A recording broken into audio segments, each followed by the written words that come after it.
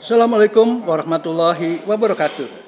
Temu kembali dengan Tuan Guru Channel yang menebarkan nilai-nilai rahmatan ilamin untuk membangun dunia yang aman, damai, sentosa, dan penuh persaudaraan.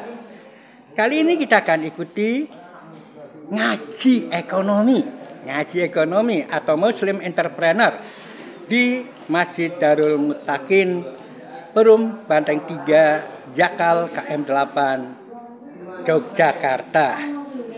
Bagaimana isi dari pengajiannya? Kita ikuti langsung saja di TKP.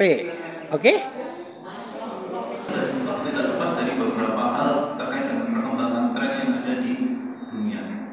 Saya akan cerita sedikit dan kita nanti akan mengarah di mana akhirnya nanti adalah kita hitung-hitungan bareng. Kalau kita buka pet shop itu modalnya butuh berapa, resikonya apa, sehingga kita bisa antisipasi bersama. Artinya semua yang terkait di slide ini adalah rangkuman dari pengalaman semua pemilik pet shop, baik itu yang berhasil maupun yang tidak berhasil. Sehingga nantinya kita akan, ketika kita ternyata punya keinginan tuh, ya udah, karena saya hobi saya adalah saya itu senang kucing, ya udah saya tak bikin pet shop. Jadi minimal hal ini bisa membantu Bapak Ibu sekalian untuk mengantisipasi hal-hal yang terkait dengan peluang baik itu dari risiko. Nah, bicara tentang pet care, ya, tentang makanan kucing atau anjing itu adalah menjadi kategori atau tren. Kalau sebelumnya mungkin bicara kategori adalah hubungannya dengan sembako, makanan, minuman, itu kategorinya di sana. Nah, sekarang pet care itu menjadi kategori yang menjadi tren yang baru. Nah, Bapak Ibu, seiring bertambahnya jumlah penduduk di dunia, ternyata yang terkait dengan jumlah populasi kucing dan anjing itu ternyata juga bertambah. Kalau kita perhatikan adalah di dunia itu populasi hewan peliharaan itu mencapai 1 miliar. 0,6 atau 600 jutanya itu adalah populasi anjing, 400 jutanya populasi kucing. Nah, kalau kita lihat di dunia, jumlah penduduk dunia itu adalah 7 miliar. Nah, ternyata jumlah kucing dan anjing itu juga ternyata bertambah. Nah, khususnya kita di Asia Pasifik sendiri. Asia Pasifik itu bisa kita masuk dalam ini ya, Indonesia, negara-negara Asia Tenggara, kemudian Jepang, China, terus kemudian India gitu. Itu totalnya kita secara populasi manusianya ada 3,9 miliar. Nah, jumlah anjingnya populasinya ada 252 juta dan jumlah kucingnya adalah 134 juta. Itu populasi hewan peliharaan.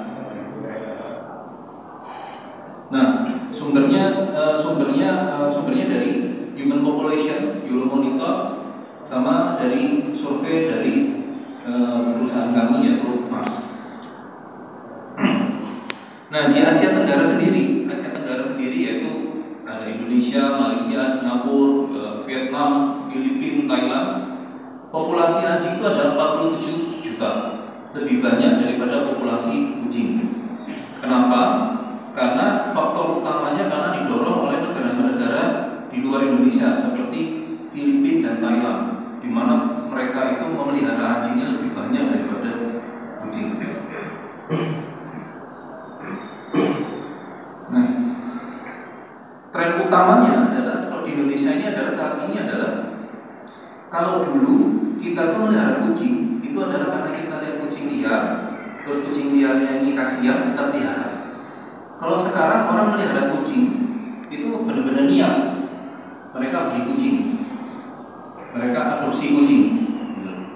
Jadi mereka beli kucing yang jenisnya yang dibilang jenisnya yang mungkin luar negeri, misalnya seperti kayak British Shorthair, American Shorthair, Sphinx, terus Persian dan sebagainya.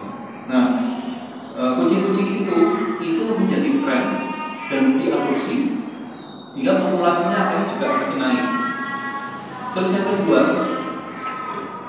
dari sisi penduduk yang berpendapatan menengah, itu ternyata mereka punya peningkatan pendapatan, dan pendapatannya untuk diberikan atau dispendkan untuk mereka mengadopsi kucing dan memberikan keperluannya.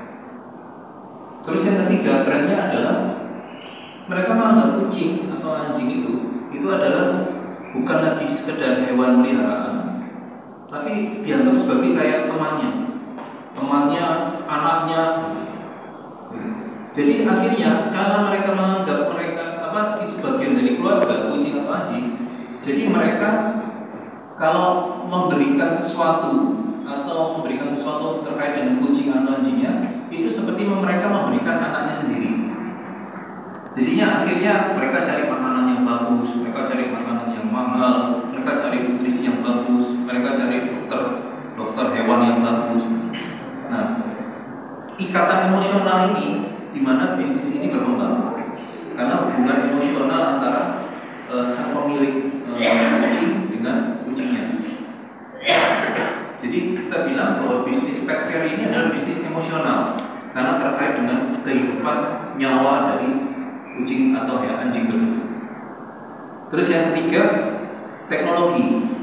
Nah, dengan berkembangnya teknologi, ternyata banyak orang itu sekarang itu bisa mencari sendiri informasi terkait dengan binatang kucing atau anjing. Cara mereka memelihara bagaimana, cara mereka mengasuhnya bagaimana, cara mereka menghindarkan kucing atau anjing supaya tidak sakit bagaimana. Sehingga itulah akhirnya membuat tren itu berkembang.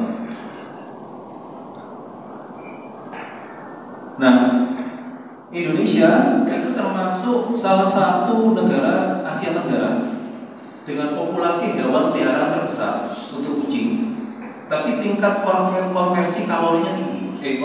Konversi kalorinya rendah. Maksudnya konversi kalori itu adalah ini.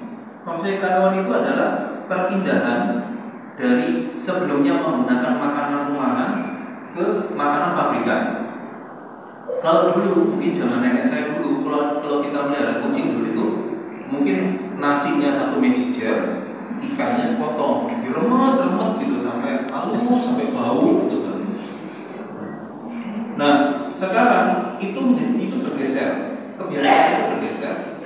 Mereka lebih memilih yang praktis ke makanan pabrikan. Nah, kalau kita lihat berdasarkan survei, Indonesia itu punya 21,6 juta kucing. Tapi tingkat konversi kalorinya itu masih 4%, masih kecil. Itulah kenapa Indonesia itu menjadi ladang subur bagi produsen makanan kucing yang mereka itu mulai berdatangan. Perusahaan-perusahaan lokal pun seperti misalnya Comfit, Java, terus kemudian Wonomoyo itu mulai memproduksi makanan-makanan kucing. Begitu juga dengan perusahaan-perusahaan impor yang masuk ke Indonesia, karena mereka melihat peluang, di mana peluang di Indonesia itu sangat besar dengan populasi kucing yang besar. Tapi kita lihat tetangga kita misalnya Malaysia. Kita lihat Malaysia itu tingkat populasinya kucingnya kecil, 2,2. Kenapa tingkat populasi kucingnya Malaysia itu tidak setinggi Indonesia? Karena di Malaysia itu mereka tingkat kesadaran terhadap memelihara kucingnya itu cukup tinggi. Artinya kucing yang dia itu mungkin sudah hamil atau sudah kawin sama mereka disteril, sehingga tidak terlalu banyak bertambah. Nah, kalau di Indonesia kesadaran untuk steril karena terkait biaya juga mahal, itu mungkin masih perlu diedukasi. Sehingga kita lihat kucing itu jadi makin banyak, populasinya makin banyak. Jadi mereka habis beranak, berapa bulan lagi udah beranak lagi, karena ketemu lagi sama kucing yang jantan. Gitu. Jadi kalau kita bilang bahwa makanya Indonesia itu bagi sebagian produsen makanan kucing itu adalah pasar yang potensial. Begitu juga dengan anjing. Indonesia itu hanya mempunyai 3,3 populasi anjing. Tingkat kalori konversinya juga rendah, masih 4,6%. Bandingkan dengan Malaysia tadi, Malaysia dia sudah menggunakan makanan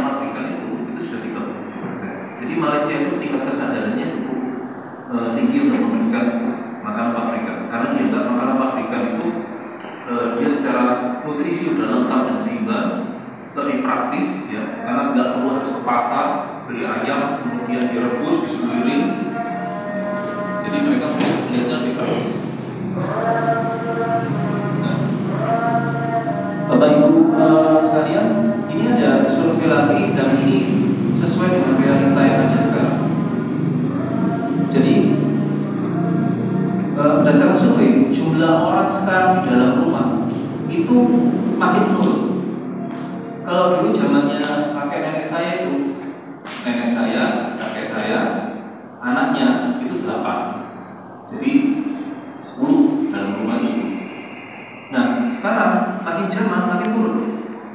Mungkin sekarang yang ideal rata-rata kan ayah, ibu, sama 2 orang anak. Nah, kemudian ternyata untuk hewan peliharaan itu ternyata makin naik. Jadi yang awalnya dulu orang pelihara cuma 1, nambah 1 jadi 2. Beranak 4 jadi 6. Terus kemudian mungkin ada lihat mungkin karena dia saking senangnya sama kucing, dia lagi beli lagi kucing. Jadi bisa-bisa total ada 10 ya. Ayah, ibu, terus kakak, adik, sisanya kucing. Jadi makin banyak konsumsinya gitu loh. Konsumsinya bukan karena konsumsi manusia, tapi karena konsumsi kucingnya. Nah, itulah yang akhirnya mengakibatkan pertumbuhan bisnis pet care atau kategori itu ternyata makin naik. Kita lihat bareng-bareng ya Bapak Ibu pertumbuhannya bagaimana. Pet care kategori itu secara pertumbuhan itu adalah sampai dengan